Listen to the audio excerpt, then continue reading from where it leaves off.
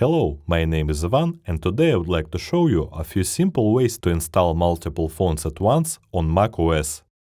Do you want to get an unlimited collection of professionally created fonts? Get Envato Elements subscription and unlock millions of creative assets and fonts with a simple commercial licensing. No lock-in contract means you can cancel anytime. The link is in the description. Usually you can download fonts in compressed zip folders. To extract your fonts, just double-click on it.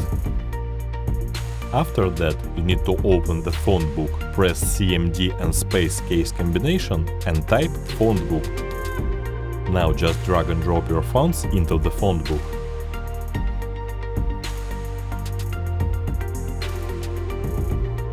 Another way to install multiple fonts is to click on the plus icon in the font book and then select the fonts you want to install.